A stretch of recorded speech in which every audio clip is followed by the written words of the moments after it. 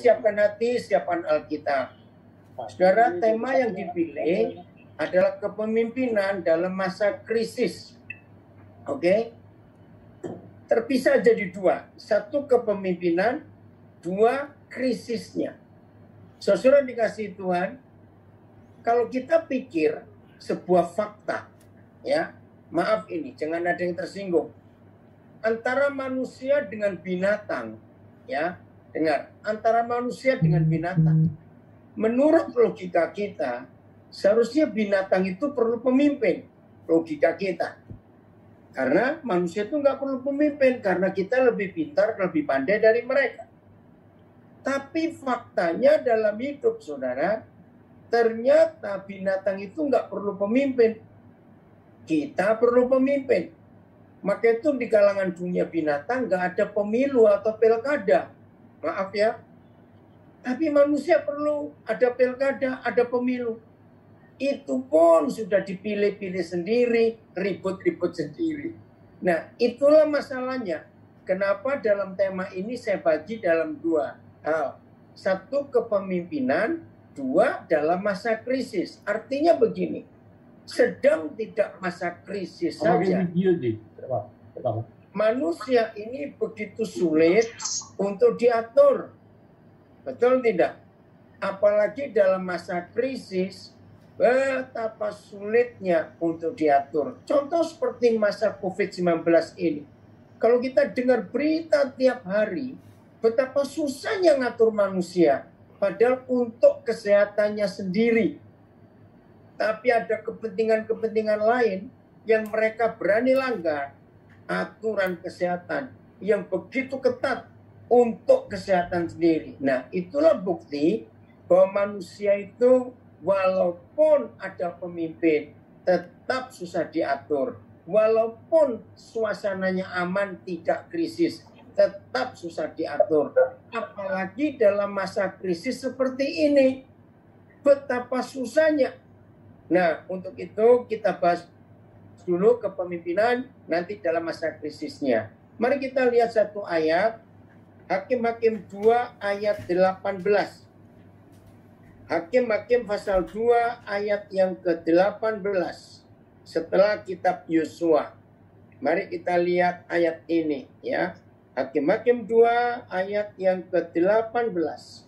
Ini kebenaran yang kita harus miliki dan kita yang terpilih dan ditunjuk untuk menjadi seorang pemimpin, maka ini yang kita harus perhatikan. Hakim-Hakim 2 ayat 18. Setiap kali, perhatikan ya, setiap kali apabila Yahweh membangkitkan seorang pemimpin, seorang penyelamat, seorang hakim, bagi mereka, perhatikan ini baik-baik ya, maka Yahweh menyertai pemimpin itu. Saya lebih baik ganti kata pemimpin daripada hakim supaya konotasi kita jelas. Maka Yahweh menyertai pemimpin itu dan menyelamatkan mereka, umat yang dipimpin, dari tangan musuh mereka selama pemimpin itu hidup. Titik koma, sebab Yahweh berbelas kasihan mendengar rintihan mereka karena orang-orang yang mendesak dan menindas mereka. Saudara perhatikan kalimat ini ya. Maka Yahweh menyertai pemimpin itu untuk menyelamatkan mereka dari tangan musuh yang menindas mereka. Saudara, sebelum COVID-19 ini ada, bagaimana musuh tetap menyerang keluarga kita, menyerang gereja yang kita pimpin, menyerang perusahaan yang kita pimpin, menyerang komunitas, masyarakat, sehingga terjadi kekacauan. Itu dalam masa biasa-biasa saja. Apalagi dalam masa krisis COVID-19 ini, ketika semua kehidupan jadi dijungkir balikan, perekonomian, mengerikan sekali, kejahatan bertambah. Nah, saudara yang dikasih Tuhan, tema yang dipilih oleh Komisi Pelayanan Pria GSC Agropol ini tepat sekali. Kepemimpinan di masa krisis. Nah, tujuan kepemimpinan yang terutama itu adalah untuk menyelamatkan mereka, orang-orang yang Tuhan percayakan untuk gabung di bawah kepemimpinan kita atau leadership kita. Nah, ini penting sekali untuk kita ketahui tugas seorang pemimpin, tanggung jawab seorang pemimpin. Oke ya? Nah, jaminan Tuhan luar biasa. Tolong kalau ada di antara kita yang sudah sadar dan tahu posisinya adalah seorang pemimpin, ya, fungsinya adalah untuk menyelamatkan, tetapi hari-hari ini goyang, hari-hari ini gentar, hari-hari ini ketakutan, karena ngeri melihat keadaan ini. Ingat Hakim 2:18 bahwa Tuhan yang menyertai saudara dan saya yang tertunjuk atau ditunjuk jadi pemimpin. Lagi sekali ini jaminan yang Tuhan beri kepada kita. Dia menyertai. Saya baca lagi Hakim 2:18. Setiap kali apabila Yahweh membangkitkan seorang hakim, seorang pemimpin bagi mereka, dengar para pemimpin, sengeri apa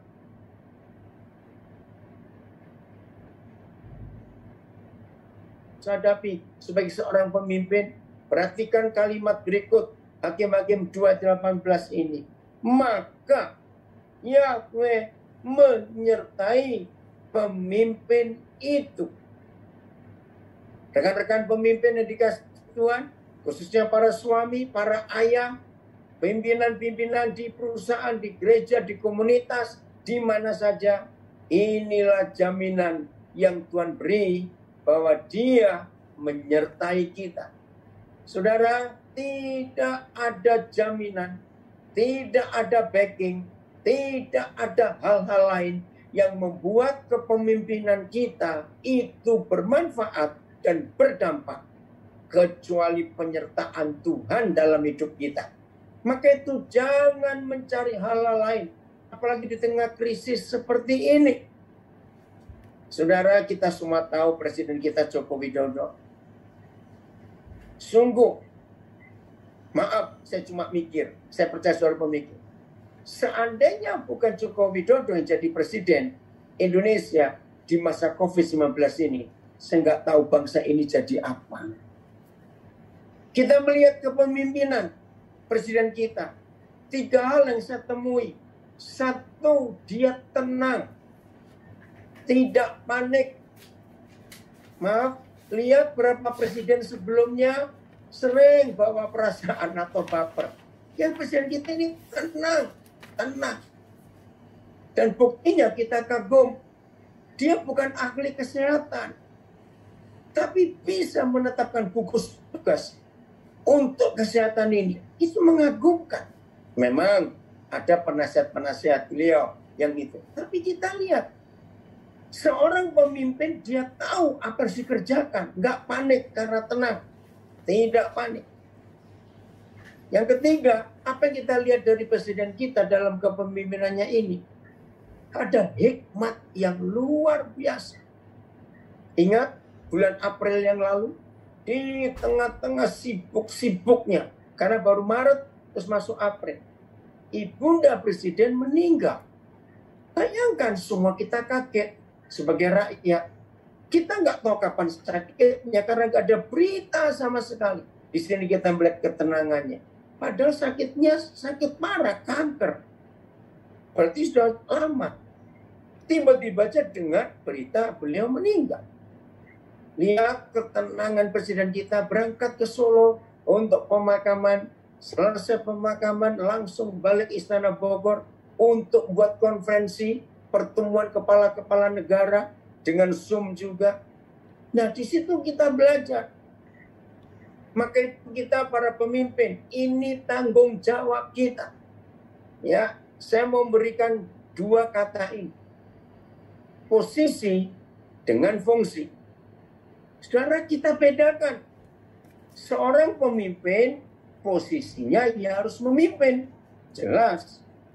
Tapi kalau pemimpin hanya mempertahankan posisi, tapi lupa fungsinya, apa fungsinya? Hakim-Hakim 2:18 mengatakan untuk menyelamatkan mereka yang ditindas ya dan didesak, dihimpit oleh musuh mereka.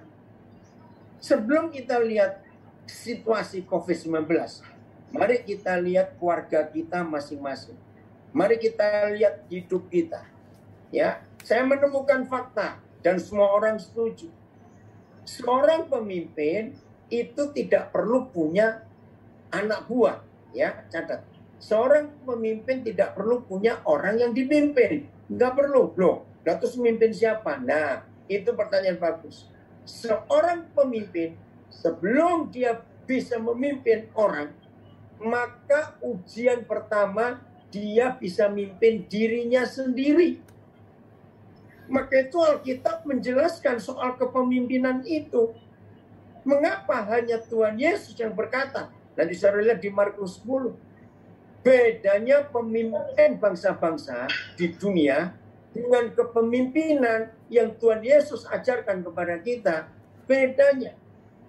Disebut pemimpin bagi dunia, pasti posisinya bos. Fungsinya raja. Minta dilayani, minta di ini, minta itu. Betul? Tapi Tuhan Yesus berkata, maka itu sebelum Tuhan Yesus, di dunia ini gak pernah ada orang yang pernah menunjukkan fungsi pemimpin, yaitu melayani, bukan dilayani. Saudara, ini yang luar biasa. Nah, bagaimana kehidupan saudara dan saya sebagai pemimpin? Satu, di rumah. Maaf.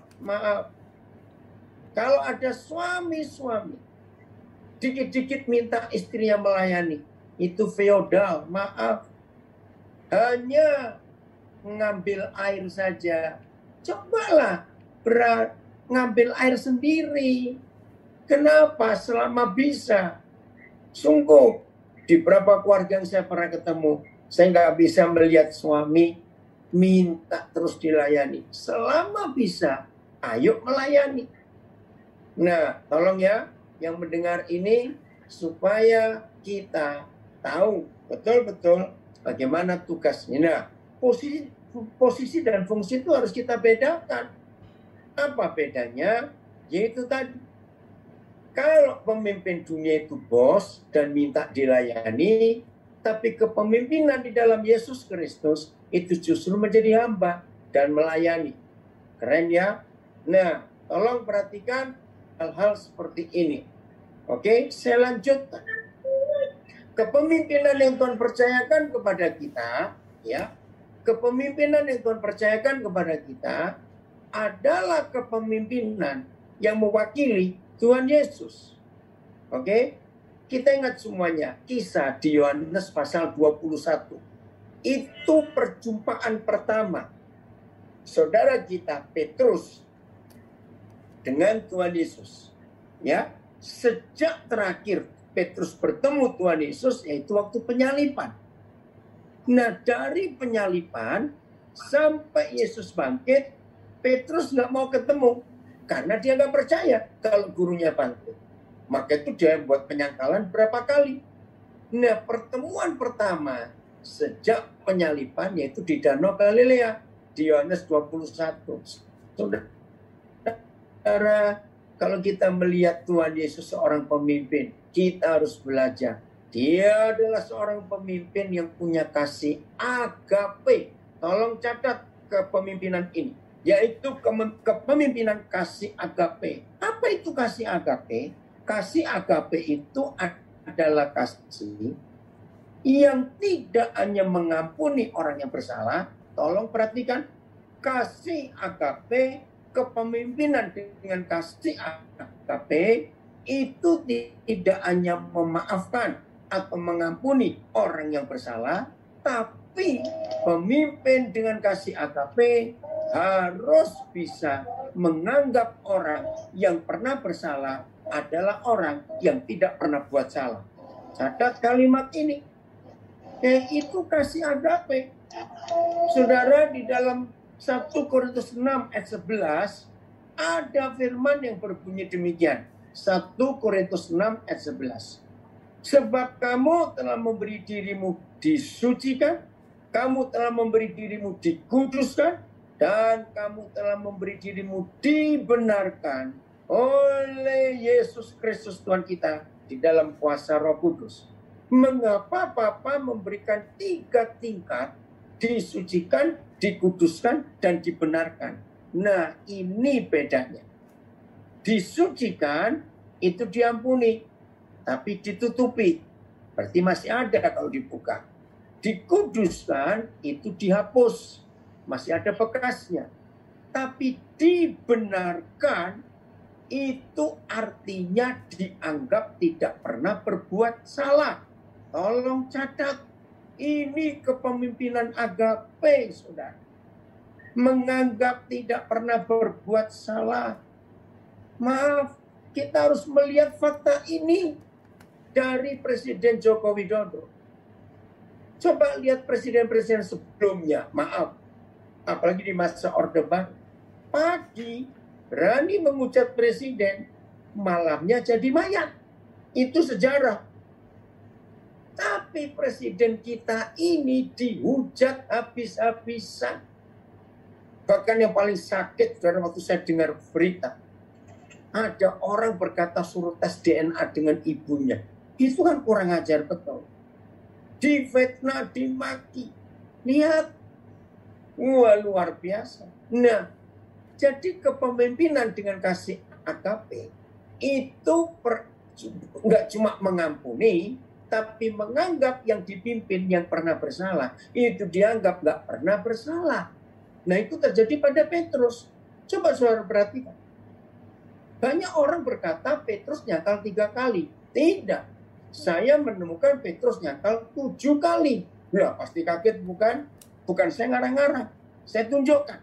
Supaya kita tahu mulai hari ini bagaimana belajar mengampuni orang sebagai pemimpin, fungsinya, bukan posisinya.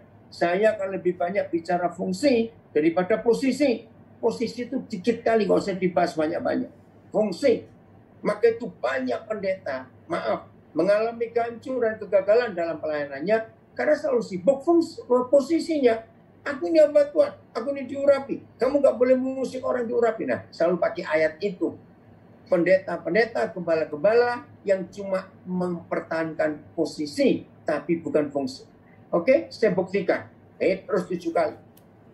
3 kali nggak usah dibahas karena tertulis. Yang keempat kali, waktu Maria Magdalena, ya perhatikan. Waktu Maria Magdalena pertama kali murid yang tahu Yesus bangkit, ya masih ingat ya? Dia kaget, dia pulang lagi memberitahu saudara yang lain. Petrus nggak percaya. Lalu penyangkalan yang kelima, itu keempat Maria Magdalena. Maria ibu Yesus dengar berita dari Maria Magdalena, maka Maria ibu Yesus mengajak murid-murid perempuan lain ngecek kebenaran Maria Magdalena. Sampailah mereka ke kubur. Betul, sudah kosong. Nggak ada mayat Yesus. Lalu Maria ibu Yesus balik lagi dengan tim perempuan, memberitahu yang lain termasuk Petrus. Petrus tidak percaya. Kelima. Keenam kali, 2 murid pria yang kecewa juga, lalu pulang kampung ke Emmaus, masih ingat? Karena kecewa. Tiba-tiba Tuhan Yesus ikut nimbrung dalam perjalanan mereka. Ngomong panjang lebar. Mereka nggak tahu kalau itu Tuhan Yesus. Sampai rumah, ketika Tuhan Yesus pecahkan roti, baru mata mereka terbuka. Mereka balik lagi ke Yerusalem. Memberitahukan yang lain, termasuk Petrus. Tidak percaya. 6 kali. Ke-7 kali, itu paling mengerikan. Dia kembali nangkap ikan. Padahal di Lukas 5 dia sudah janji.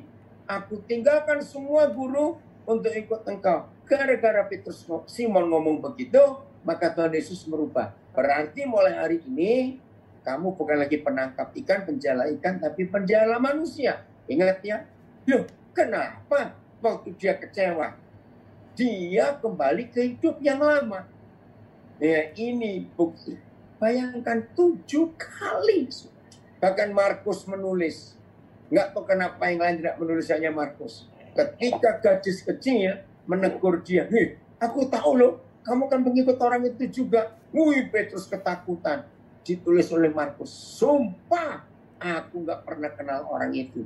Bayangkan separah itu penyangkalan dan ketidakpercayaan Petrus. Tiba-tiba pagi itu pertama kali dia ketemu dengan Tuhan Yesus setelah bangkit.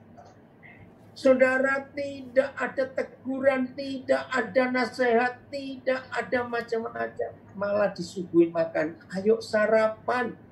Aduh, kalau saya Petrus, saudara, saya nggak bisa nelen makanan itu. Karena saya berhadapan dengan orang yang pernah menyelamatkan saya waktu saya mau tenggelam. Orang yang pernah menyembuhkan mertua. Tiba-tiba dia nyuguhin makan. Bayangkan. Ayo, kalau saudara bisa makan ya keterlaluan lah, maaf. Selesai makan, nggak ada teguran, nggak ada macam-macam. Pertanyaan pertama, maka itu pemimpin-pemimpin belajarlah dari hidup kepemimpinan agape, yaitu kepemimpinan Tuhan Yesus. Adakah engkau mengasihi aku?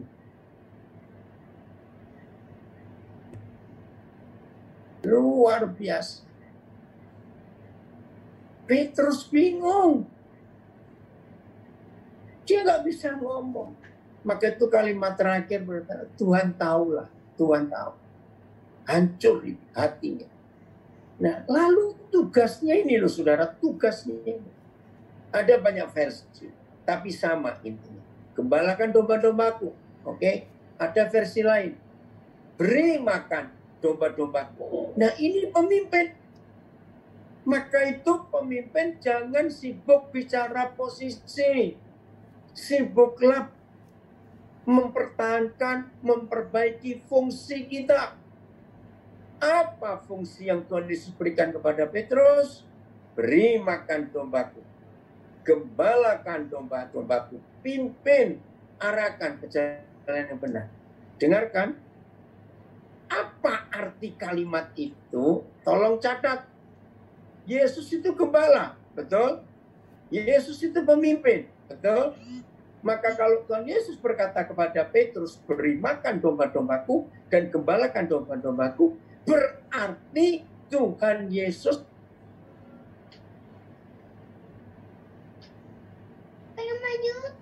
Sorry Pak Daniel, tadi aku kepencet. Pak Daniel, mute-nya di unmute dulu. Aku tadi keklik, sorry. Iya. Oke. Udah? Ya. Sampai mana tadi? Coba saya ngulangi. Nggak lama ya? Iya, nggak lama. Oke, saya ulangi ya. Oke, saya ulangi. Saudara perhatikan. Kepemimpinan agape itu mempercayakan kepemimpinannya kepada orang yang pernah berbuat salah. Dan dianggap tidak pernah buat salah. Bayangkan. Ini yang Tuhan cari hari-hari ini, saudara. Gembalakan domba-dombaku, beri makan domba-dombaku. Itu kan pekerjaan fungsi Tuhan Yesus sebagai gembala dan pemimpin.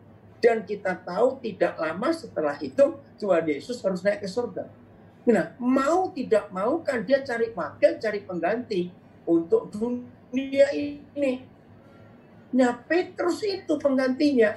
Padahal bukan mantan loh. Bukan mantan bersalah. Ketika Petrus jumpa pertama kali dengan Tuhan Yesus, itu dia masih dalam suasana bersalah. Karena belum dibereskan. Betul tidak? Nah, seperti ini kepemimpinan yang Tuhan cari. Apalagi di masa krisis seperti ini. Apa kesimpulan pembicaraan Tuhan Yesus dengan Petrus? Catat kalimat ini. Mau tidak mau, ketika pertama kali Petrus tahu itu gurunya yang dia sangkali. Kan dia nggak tahu kalau itu gurunya. Pokoknya pagi-pagi mereka di perahu lihat ada orang berdiri di pantai. Tapi mereka tidak tahu. Yang tahu pertama kan Yohanes. Oh, itu guru. Setelah mujizat terjadi, mereka dapat ikan banyak. Petrus kaget. Maka itu Alkitab menulis Petrus terjun. Berenang duluan ke pantai. Menjumpai gurunya. Itu yang luar biasa, saudara. Tidak ada kata-kata yang lain. Ayo makan. Sarapan. Adakah engkau mengasihi aku? Itu dia, beri makan domba-domba. Nah, apa artinya? Bukan cuma beri makan. Catat ini, kepemimpinan di masa krisis, catat ini, memberi rasa aman.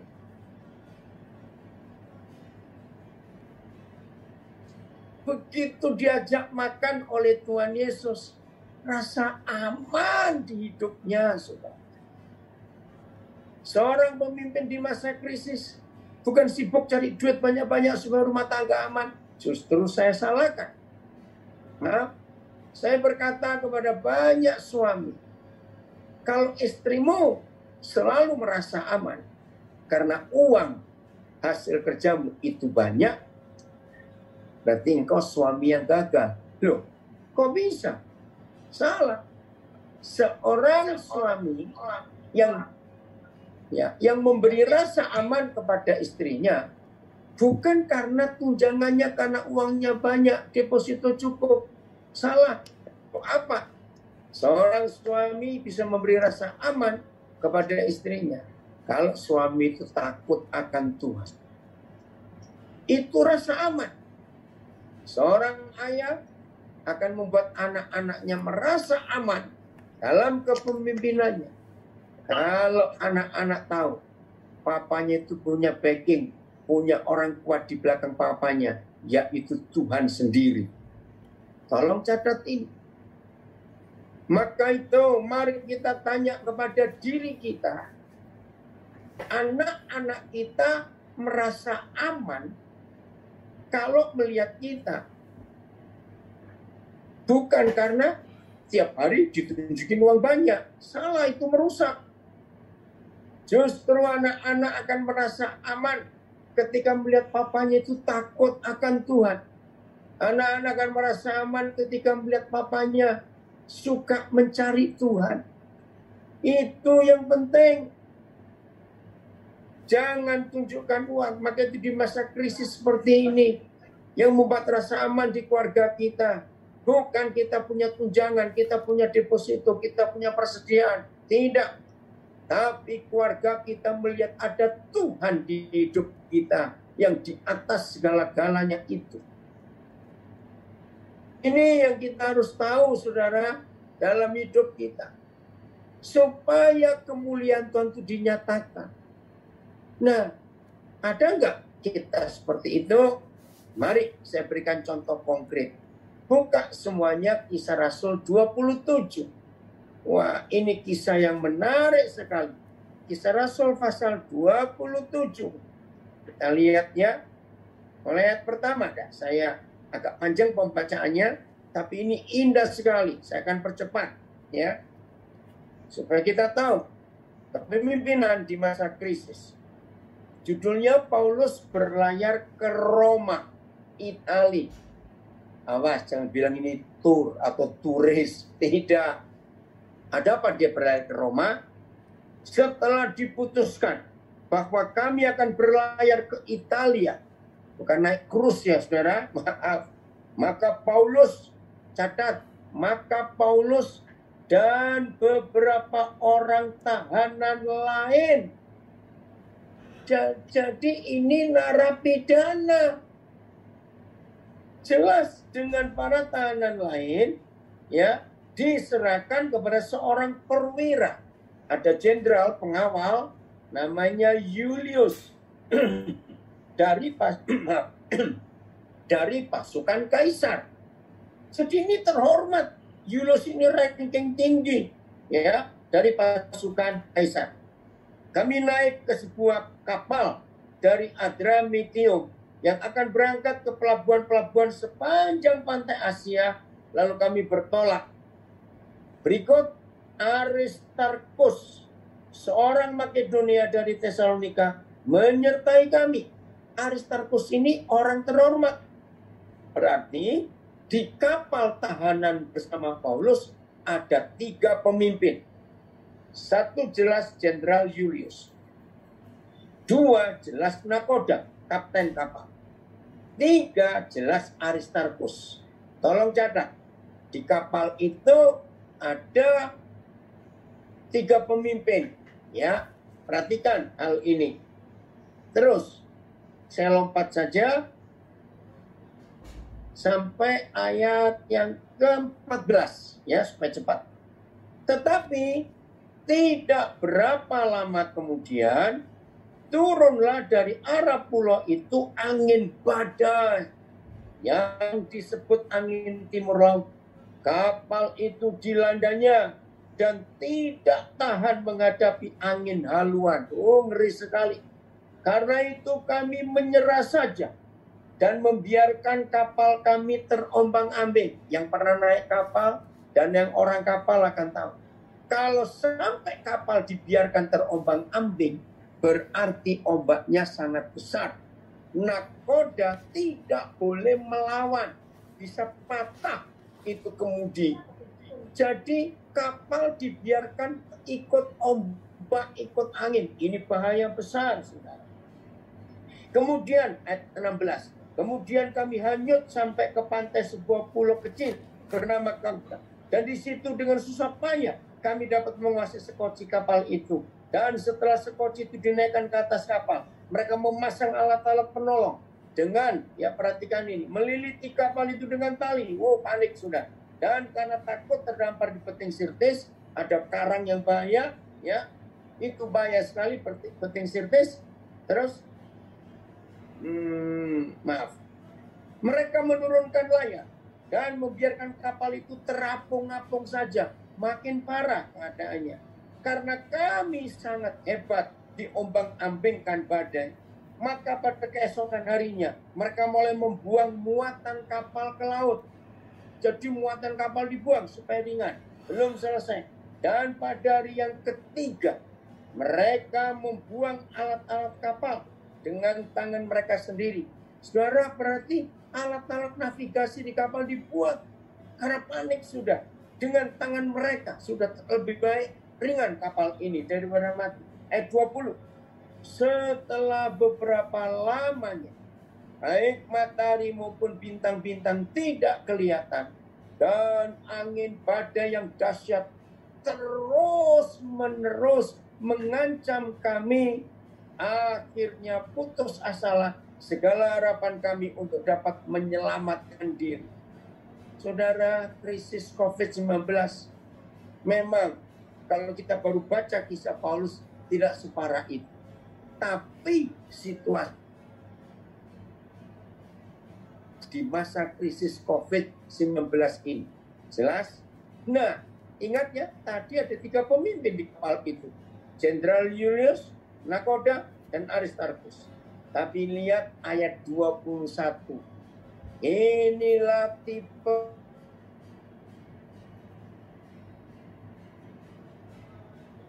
karena mereka beberapa hari lamanya tidak makan. Di samping nggak ada makanan karena muatan kapal dibuang semua. Tapi yang kedua, mabuk laut, saudara. Sudah berhari-hari. Ini yang luar biasa. Terus, masih ayat 21, tolong catat para pemimpin. Tolong catat ayat ini.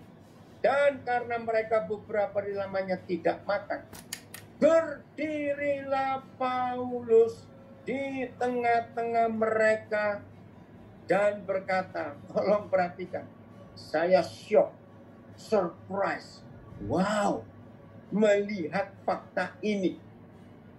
Ada jenderal, ada kapten, nakoda, ada Aristarchus, orang terhormat, KO semuanya. Tiba-tiba kepemimpinan di atas kapal yang sedang bahaya itu diambil alih oleh Paulus. Masih ingat statusnya tahanan, narapidana. Seharusnya kalau saudara dan saya ada di kapal itu, entah kita perwiranya, pemimpinnya, atau ikut tahanannya, pasti akan protes. Hei, diem lu, siapa lu?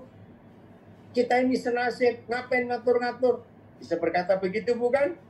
Ingat, kehadiran Paulus di tengah krisis itu memberi rasa aman.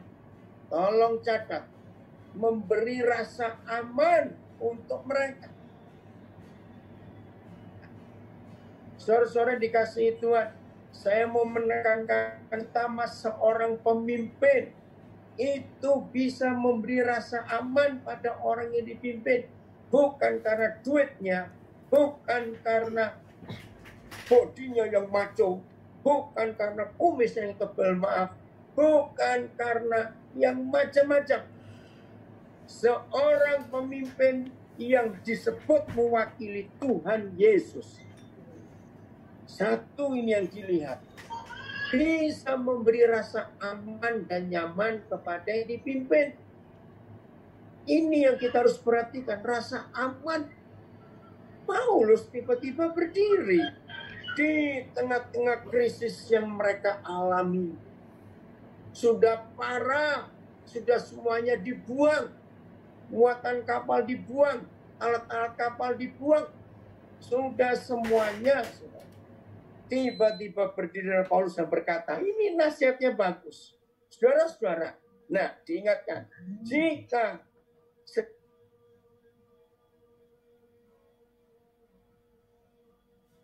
ayat yang ke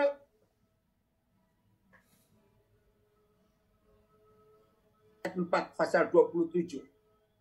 Oleh karena angin sakal, kami berlayar dari situ menyusur pantai Siprus. Bukan, sebentar. Oh, ayat 7, maaf ya. Pasal 27 ayat 7. Selama beberapa hari berlayar, kami hampir-hampir tidak maju. Dengan susah payah, kami mendekati Knidus. Karena angin tetap tidak baik, kami menyusur pantai Kreta, melewati Tanjung Salmoni.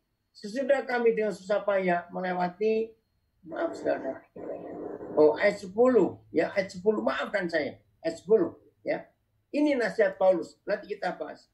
Saudara-saudaraku, aku lihat bahwa pelayaran kita ini akan mendatangkan kesukaran-kesukaran dan kerugian besar. Tolong catat. Ini yang saya heran. Dia ini kan narapidana, dia itu tahanan. Dan dia juga bukan ahli laut. Dia itu ahli Taurat, Paulus ini. Orang Sanhedrin, anggota Sanhedrin. Tentang angin. Keren ya. Saya baca lagi 10. Saudara-saudara, aku lihat bahwa pelayaran kita ini akan mendatangkan kesukaran-kesukaran dan kerugian besar. Bukan saja bagi muatan dan kapal, tetapi juga bagi nyawa kita. Narapidana, bukan pemimpin di kapal itu. Terus, tetapi perwira itu lebih percaya kepada jurumudi dan nakoda. Julius lebih percaya kepada jurumudi dan nakoda. Wajar, sebab Paulus ini narapidana. Ngapain omongan tahanan dipercaya? Wajar bukan, saudara? Terus, karena pelabuhan, tetapi perwira itu lebih percaya kepada jurumudi dan nakoda, jelas ini, daripada perkataan Paulus. Ya udah, Paulus direndahkan bukan? Oke, nah saya kembali ke ayat yang ke-21. Ini penting. Dan karena mereka beberapa... Saya lanjut. Kita masih di ayat 21, Kisah Rasul 27. Ya, Paulus berdiri di tengah-tengah mereka dan berkata, saudara-saudara, jika sekiranya nasihatku dituruti, nah kita satu nasihatnya di ayat 10 tadi, supaya kita jangan berlayar dari pulau Kreta, kita pasti terpelihara dari kesukaran dan kerugian ini. Wih, jelas sekali, hebat sekali Paulus. Nah, inilah seorang pemimpin. Seorang pemimpin harus bisa punya visi atau penglihatan jarak jauh. Saya ulangi lagi, seorang pemimpin harus bisa punya visi dan penglihatan jarak jauh. Itu harus. Oke, saya mau tunjukkan 2 model pemimpin yang ada di Perjanjian Lama. Ya, yang pertama kita, kenapa? Enggak ya? Kita lihat kitab Ibrani pasal yang ke-11. Bagaimana Ishak, ya? Ibrani pasal 11. Tolong dicatat, Saudara ya, seorang pemimpin. Nah, Ibrani pasal yang 11 ya. Pasal 11 ayat 20. Nah, saya ulangi, Paulus ini narapidana. Tiba-tiba dapat hikmat dari Roh Kudus untuk menasihatkan, jangan lewat situ, hati-hati. Tapi si perwira lebih percaya kepada nakoda. Wajar itu, dan jurumudi. Oke, lihat ayat 20 Ibrani 11. Karena iman, maka Ishak sambil memandang jauh ke depan memberikan berkatnya kepada Yakub dan Esau. Ishak ini pemimpin. Jadi bisa melihat ke depan jauh. Nanti bagaimana Yakub dan Esau. Hebat nggak, saudara? Ya, saya ulangi. Yang pertama, seorang pemimpin harus bisa memberi rasa aman kepada dipimpin. Yang kedua, bisa punya visi. Melihat jauh. Nah, Paulus itu hebat. Dia bukan pelaut, dia bukan itu kok bisa. Nah, karena Roh Kudus. Ya. Yang kedua, kita lihat Daud. Ya.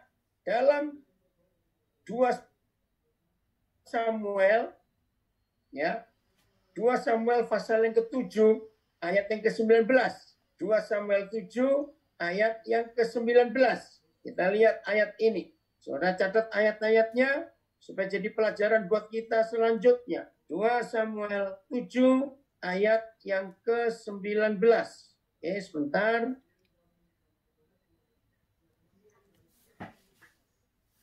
Maaf.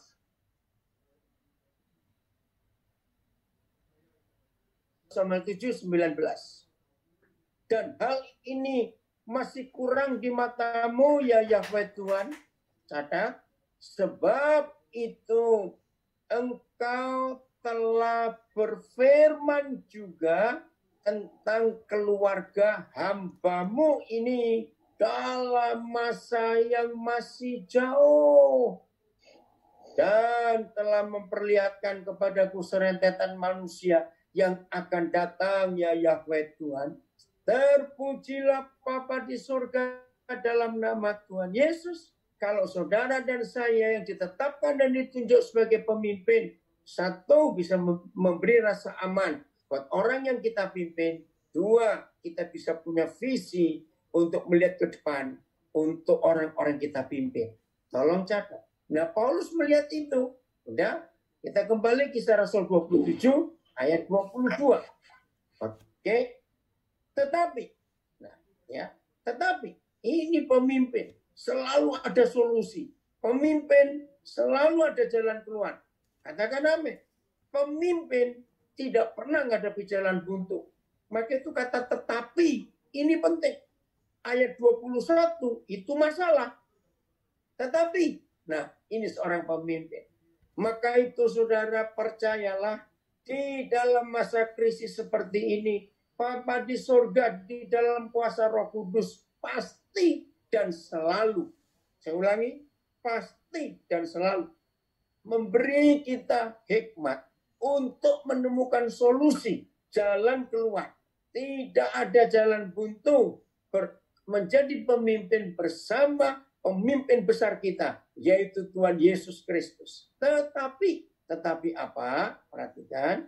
Sekarang, wah ini kata yang luar biasa. Bukan nanti. Seorang pemimpin coba kurangi kata nanti ya. Nanti ya, coba kurangi. Seorang pemimpin harus berani berkata sekarang. Nah ini penting. Apa jaminannya? Bukan uangnya banyak. Bukan karena gelarnya banyak. Bukan karena pengalamannya banyak. Tidak. Nanti kita akan melihat. Seorang pemimpin, saudara, itu punya solusi. Punya jalan keluar. Seorang pemimpin itu pasti hidupnya akan luar biasa. Jelas ya? Nah ini. Tetapi sekarang. Bukan nanti. Sekarang. Oke? Apa itu? Juga dalam kesukaran ini, aku menasihatkan kamu supaya kamu tetap bertabah hati Sebab tidak seorang pun di antara kamu yang akan binasa kecuali kapal ini. Wow. Ingat, sudah berhari-hari mereka kena bencana. Ombak besar, kapal terombang-ambing. Tiba-tiba Paulus yang bukan pemimpin tapi narapidana bisa mengambil alih kepemimpinan di masa krisis. Sehingga Paulus juga berani berkata, ada jalan keluar. Bahwa dalam kesukaran besar ini kuatkan, ya aku menasihatkan kamu. Seorang pemimpin bisa menasihati, seorang pemimpin bisa mengerjakan hal yang luar biasa. Ya, sekarang ini dia yang luar biasa dalam kehidupan kita, sehingga yang dipimpin yakin. Oke? Apa jaminannya dengan berkata seperti itu? Ayat 23. Karena tadi malam seorang malaikat dari Tuhan, yaitu dari Tuhan yang aku sembah sebagai miliknya, berdiri di sisiku. Para pemimpin, jaminan kita untuk meyakinkan yang kita pimpin bahwa kita pasti selamat, bukan karena pengalaman kita, bukan karena backing kita, jenderal itu, bukan karena duit kita banyak, bukan karena apa-apa. Jaminan kita untuk membuat rasa aman bagi yang kita pimpin dan selalu ada jalan keluar, bukan karena kita pinter, bukan karena kita hebat, tidak. Karena Tuhan selalu hadir di hidup kita. Nah, ini buktinya Paulus. Tuhan hadir di hidup Paulus. Tadi malam. Kan dia harus meyakinkan dong. Jenderal Julius, meyakinkan nakoda, kapten, meyakinkan jurumudi, meyakinkan Aristarchus. Kamu ngomong atas dasar apa? Bahwa kita akan selamat. Kamu ngomong atas dasar apa? Nanti kapal ini akan hancur. Kami semuanya selamat. Nah, tadi malam, ya, seorang malaikat dari Tuhan. Siapa Tuhan? Yaitu dari Tuhan yang aku sembah sebagai miliknya. Kepemimpinan di masa krisis bukan karena uang, bukan karena kedudukan, bukan karena pengalaman, bukan karena ini itu dalam nama Yesus. Karena Tuhan yang kita sembah sebagai miliknya. Kita ini miliknya. Ini jaminannya di masa krisis. Betul ya? Jaminannya luar biasa. Yang aku sembah sebagai miliknya tadi malam berdiri di sisiku. Dan ia berkata, jangan takut Paulus. Terima kasih Tuhan. Terima kasih.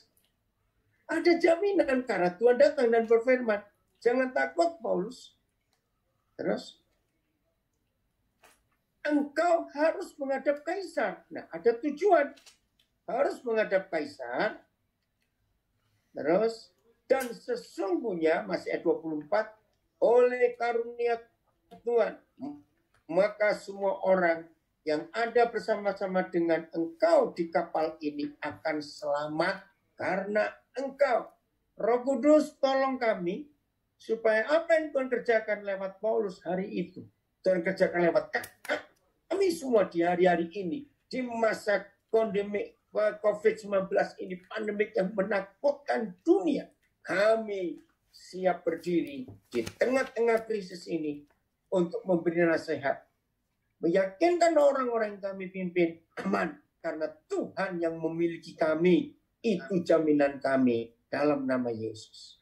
Saudara perhatikan, ini luar biasa. Jadi Paulus punya tujuan. Harus menghadap kaisar. Karena Roma harus diinjili dan diselamatkan. Maka itu setelah kitab ini selesai, langsung kitab Roma. Itu pengalaman Paulus. Jadi ada tujuan Tuhan sebagai tawanan dibawa ke Italia.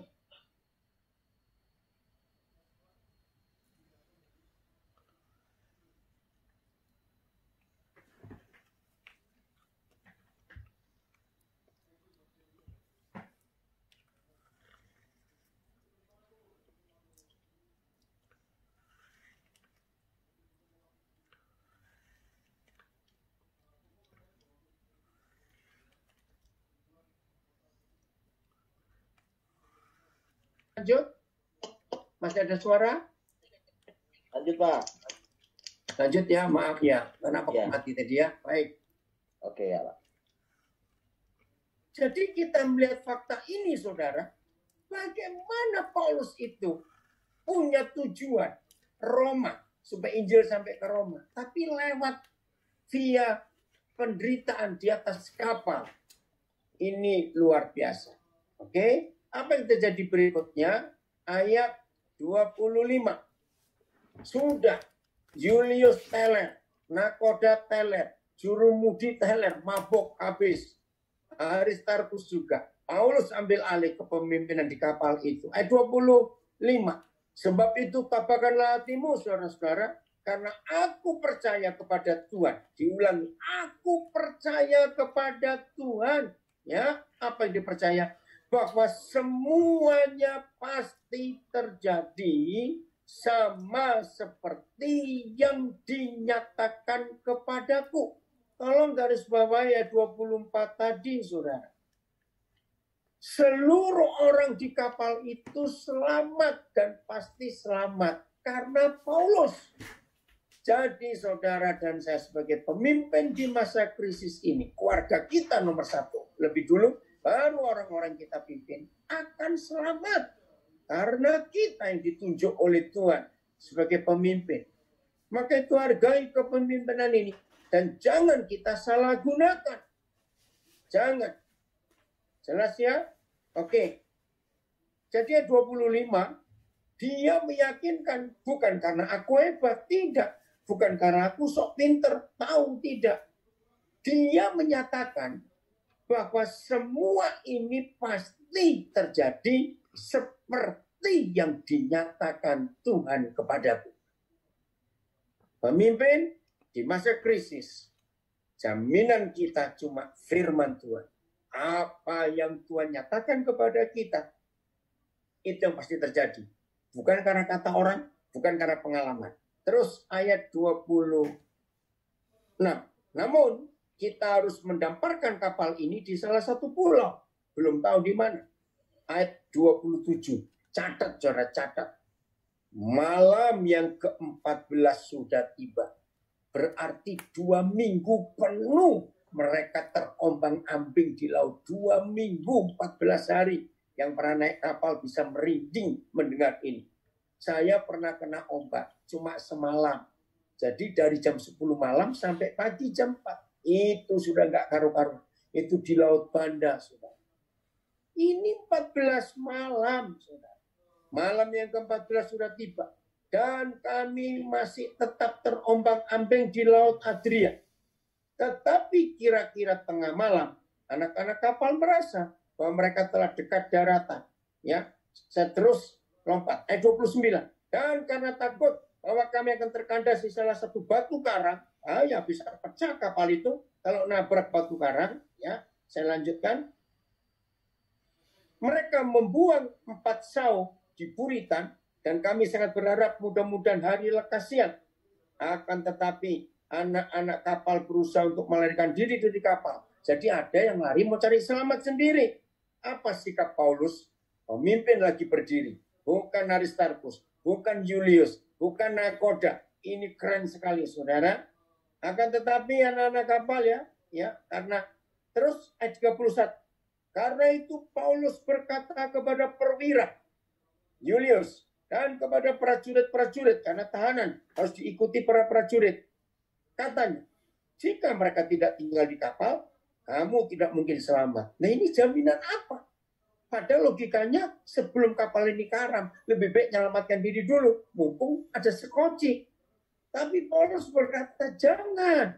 Oke ya, pemimpin lagi. Tahu apa yang aman. Ayat yang ke-32. Lalu prajurit-prajurit itu memotong tali sekoci dan membiarkan hanyut. Jadi dibuang aja sekarang sekocinya. Jadi mereka nggak ada yang bisa lari dari kapal itu. Oke ya, berarti prajurit-prajurit nurut kepada Paulus. Bukan pada jenderalnya, Julius. Ini keren, saudara. Ayat 33. Ketika hari menjelang siang, Paulus mengajak semua orang untuk makan. Diajak lagi. Pemimpinnya Paulus lagi. Katanya.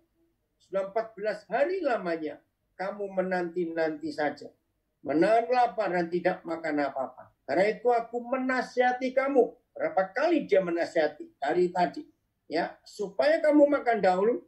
Hal itu perlu untuk keselamatanmu. Diulangi lagi apa yang Tuhan nyatakan. Tidak seorang pun dari antara kamu akan kehilangan selai pun dari rambut kepalanya. Haleluya. Sesudah berkata demikian, yang mengambil roti, pemimpin mengambil roti, mengucap syukur kepada Tuhan di hadapan semua mereka, memecah-mecahkannya, lalu mulai makan. Apa yang terjadi 36? Maka kuatlah hati semua orang itu, dan mereka pun makan juga. Catat berapa jumlah mereka? Ayat 37. Jumlah kami semua yang di kapal itu 276 jiwa. Krisis selesai. 275 orang selamat gara-gara satu orang yang takut Tuhan, pemimpin yang bisa memberi rasa aman, pemimpin yang tahu masa ke depan itu apa. Seorang pemimpin yang berani berkata sekarang ada jalan keluar, bukan nanti. Seorang pemimpin yang berani menyatakan kasih agape. Dia bisa hormat tetap kepada Julius sebagai jenderal. Ini pemimpin, saudara. Maka itu mari kita periksa diri. Seandainya ada di antara kita yang hari-hari ini selama hampir 3 bulan kita terkunci di rumah masing-masing. Mungkin anak-anak kita berontak, pengen keluar rumah begini. Ada hikmat Tuhan. Hari ini minta Roh Kudus memulihkan kepemimpinan kita, saudara. Supaya Tuhan melayakkan kita untuk kita melakukan apa yang Tuhan inginkan. Dan semua orang yang ada di sekitar kita mempunyai rasa aman. Keren ya? Paulus itu luar biasa. Terimalah mandat kepemimpinan hari ini. Di masa krisis ini. Ayo kita buat semua kita pimpin rasa aman. Karena kita punya jaminan yang takut akan Tuhan. Ayat terakhir. Bagaimana wibawa dan kuasa seorang pemimpin? 1 Timotius 2 ayat yang ke-8. 1 Timotius 2 ayat yang ke-8. Mari kita lihat ayat ini. Ayat yang terakhir. Ya, setelah itu saya kembalikan kepada Us. Ayo kalau ada tanya jawab saya lebih senang. Ya, 1 Timotius 2 ayat 8. Ini pemimpin. Sikapnya bagaimana? Apa wibawa pemimpin? Apa otoritas pemimpin? Oleh karena itu aku ingin supaya di mana-mana orang laki-laki berdoa dengan menadakan tangan yang suci tanpa marah dan tanpa perselisihan. Saudara, ini pemimpin. Cuma doa gitu saja. Tunggu dulu. Menadakan tangan yang suci tanpa marah, tanpa perselisihan. Begini kisahnya. Kalau saudara baca Keluaran pasal 17, kalau saya nggak salah ya, ada kisah yang menarik. Hari itu Yosua memimpin pasukan perang melawan bangsa Amalek. Masih ingat? Lalu Musa yang sudah tua naik ke bukit. Lalu berdoa. Dan tiap kali Musa mengangkat tangan, Israel menang. Tapi kalau Musa capek turun tangan, Israel kalah. Masih ingat ya? Nah, 1 Timotius 2 ayat 8. Itulah artinya di Keluaran pasal 17. Jadi saudara dan saya sebagai pemimpin, musuh tidak akan masuk ke keluarga kita. Musuh tidak akan masuk untuk mengobrak-abrik domba-domba atau orang-orang yang Tuhan percayakan kepada kita untuk kita pimpin. Kalau tangan saudara dan tangan saya tetap suci dan terangkat ke surga tanpa marah dan tanpa perselisihan. Maka itu para pemimpin jaga hati kita supaya kita tidak dibangkitkan amarah emosi kita. Lalu tangan kita pukul istri kita, tangan kita pukul siapa. Jadi najis tangan ini. Maka kalau tangan pemimpin najis, berdoalah ngangkat tangan dari pagi sampai sore. Yang kita pimpin sedang dalam bahaya karena musuh pasti masuk. Jadi tolong catat pemimpin, doa kita bukan doa berapa jam, tidak, bukan doa itu maksudnya. Tapi hubungan kita dengan jenderal surgawi kita, prajurit harus taat pada komandan. Hubungan kita itu doa yang benar, bukan doa berjam-jam ngomong enggak. Hubungan intim dengan Tuhan Yesus, maka di situ kita akan melihat keluarga kita, orang-orang kita pimpin aman karena musuh dikalahkan. Jadi kisahmu sang angkat tangan berdoa sampai sore itu harus terjadi di hidup kepemimpinan kita semuanya. Tetap kudus, tidak ada marah, tidak ada perselisihan, maka Tuhan akan melindungi kita dan orang-orang kita pimpin. Tuhan Yesus memberkati. Terima kasih untuk gereja GSCA Grogol memberikan saya kesempatan ini. Tuhan memberkati.